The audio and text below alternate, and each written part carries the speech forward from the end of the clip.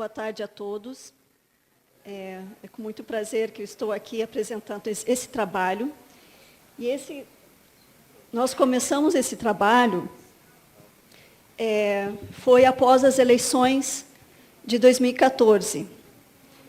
E como o Cláudio falou antes, eu também estou emocionada de estar aqui. Não é só em termos científicos, como pesquisadora, como ter trazido também, fazer parte desse processo aqui, mas também por saber que atingimos uma nova etapa, num processo que começou pequeno, com informações importantes, com informações que são relevantes, e hoje essas informações fazem a base do que é o conclave pela democracia. Essas informações, elas são vindas de pessoas com grandes estudos e são bem profundas.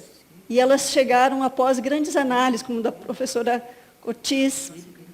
Então, todas essas questões que nos trazem aqui hoje, elas precisam ser trabalhadas. E por que a lei de Newcomb-Benford faz parte desse processo?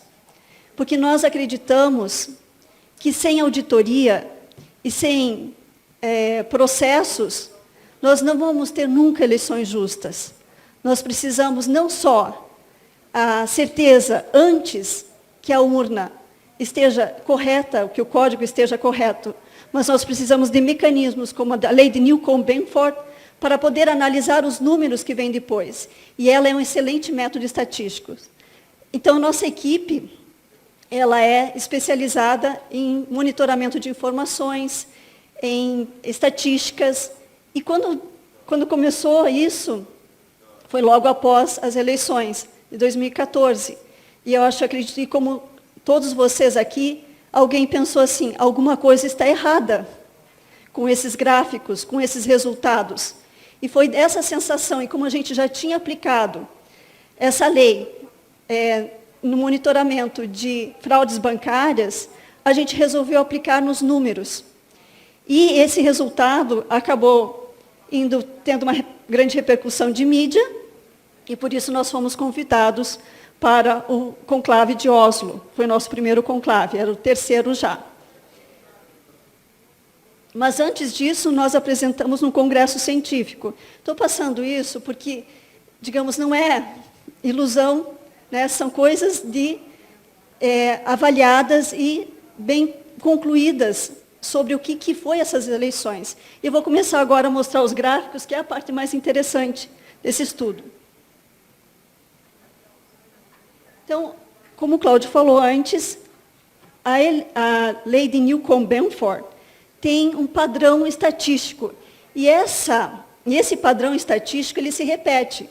Assim como Einstein imaginou a teoria da relatividade, pôde prever pelos números que a luz fazia curva, e que somente agora foi provado, esses estatísticos imaginaram e provaram que os números de uma sequência histórica, eles têm sempre esse gráfico.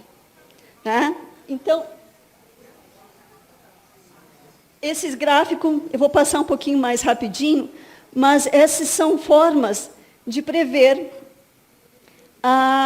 os dados, são formas diferentes de prever, e a lei de Newcomb, que é o dado mais observado, ela bate exatamente com essas questões. A curva, ela tem essa sequência onde o número 1 aparece mais, depois o número 2, o número 3, até o número 9. Qualquer sequência histórica que você observar, vai ter esse andamento, qualquer sequência histórica. Se você pegar seus dados bancários e for lá ver todos os seus depósitos, você vai fazer essa curva. Se você não fraudou nenhum depósito bancário. É exatamente isso. Você pega dados de crianças do IBGE, que tem maior de 10 anos, vai fazer essa curva. E é impressionante, porque a gente validou isso muitas vezes. E não é à toa que é utilizado pela Receita Federal Americana para detecção de fraude. Então, o que aconteceu com as eleições de Brasil? Nós aplicamos em 2010, e olha só, em 2010, olha a curva que fez. Os resultados, né, que a gente observou, o que aconteceu? Não é o resultado das urnas, tá, pessoal? Que as urnas têm uns números que vai até... Tem um número específico, não vai até... São só 400 votos. Então, a gente pegou o resultado do somatório e fez a repetição. Em 2014, observem a curva. Né? Ela já apresenta um indício de fraude. Já tem... Quer dizer, houve fraude? Não, a gente precisa ver o que aconteceu, o que apresentou aquele gráfico daquela forma ali. Né? E isso é um indício.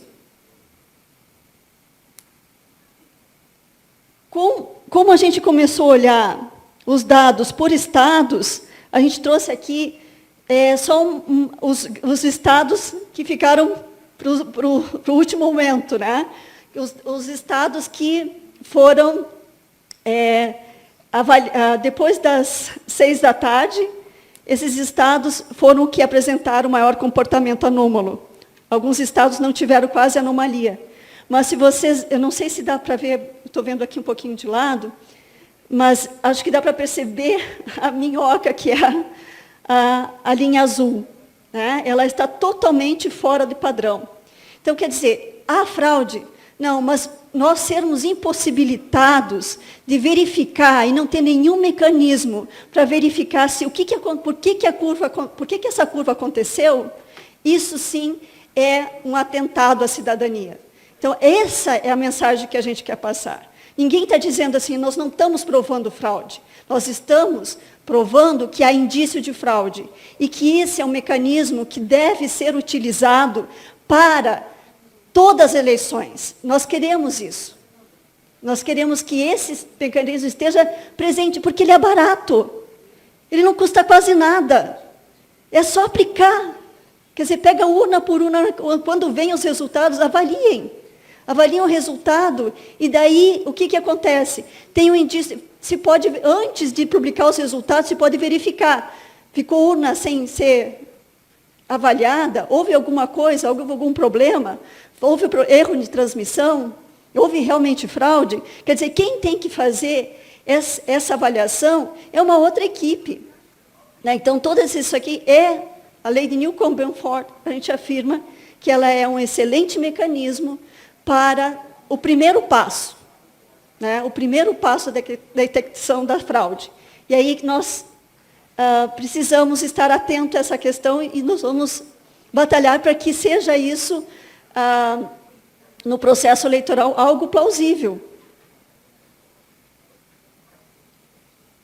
Aqui tem os gráficos por zonas eleitorais. Eu não vou explicar muito detalhadamente, porque pode ser um pouco cansativo, mas é só observar que ali há uma diferença enorme, né, do que está acontecendo. Então, aqui, foi pego aqui São Paulo.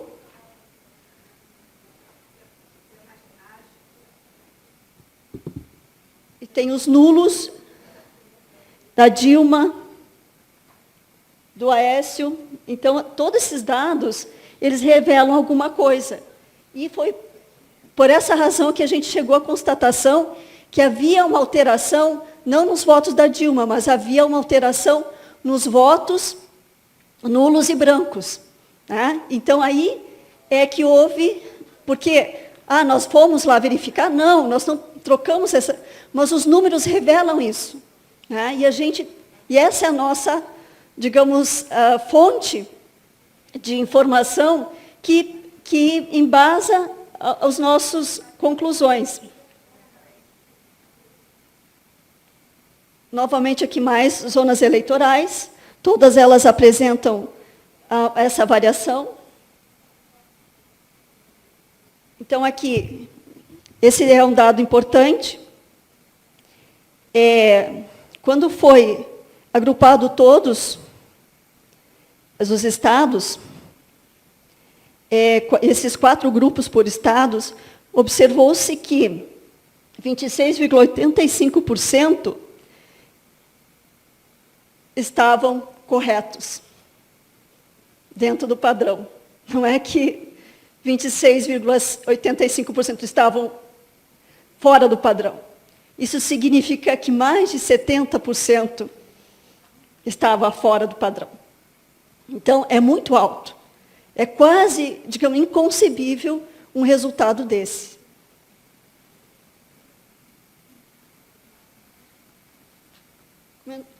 Eu não estou conseguindo ler aqui muitos detalhezinhos, então, é bem detalhado. Eu vou...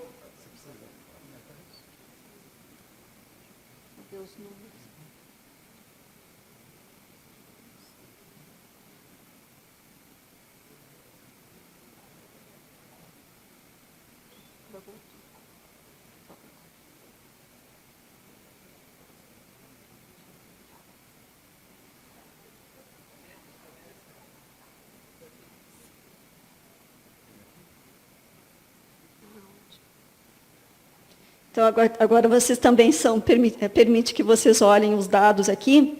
Então, a primeira totalização, que foi às 17 horas e 1 minuto, né, para a totalização às 19h54 minutos.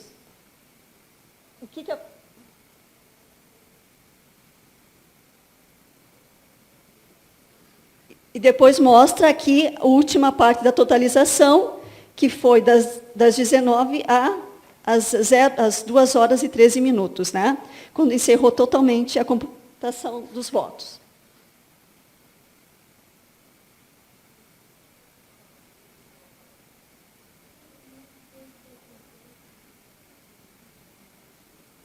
E observem a curva, né? Esse gráfico todos vocês conhecem, não? Foi o resultado das eleições, Aécio e Dilma, né? Ele fez assim, ele trocou naquele finalzinho, né, da totalização, e foi no final ali que houve e isso foi, eu acho que foi o que todos nós sentimos, mas como é que pode um gráfico, né, onde ninguém poderia estar, no momento que foi fechada ao público, né, foi feito um escrutínio secreto, né, que nós não pudemos acompanhar, e veio um resultado assim. Então, é muito difícil, né, combinando isso com a lei de Newcomb-Benford, a gente achar que não é necessário fazer uma avaliação das urnas eletrônicas. Precisamos ter esse mecanismo, precisamos garantir para o exercício do que seja a democracia, né, que é a vontade da maioria, né, com suas imperfeições e tudo mais, mas é o nosso único mecanismo. E se esse mecanismo ele é utilizado como uma ferramenta que é maleável à mão de quem está no poder, nós estamos fazendo papel de palhaços, infelizmente. Mas a minha esperança é que isso tudo a gente consiga superar com o conhecimento. E é isso que a gente está fazendo aqui, buscando conhecimento, e a gente vê desde conceitos básicos sobre o que é democracia, que a gente precisa retornar e entender exatamente porque se fala tanto em democracia e aplica-se tantas ações totalitárias em todos os órgãos. No TSE, o exemplo de totalitarismo é muito forte. Como é que em pleno século XXI nós chegamos e nós não podemos, como cidadão, né, com todos os mecanismos constitucionais, habeas data, saber exatamente o que está acontecendo? Quantas ações foram entradas com essas informações, com dados e tudo mais, e ninguém levantou, e, digamos, não fomos ouvidos, né? Porque houve falha nos mecanismos. A gente já estava preparado. Então, nós precisamos ter certeza que o que está lá funcione e que seja muito aberto.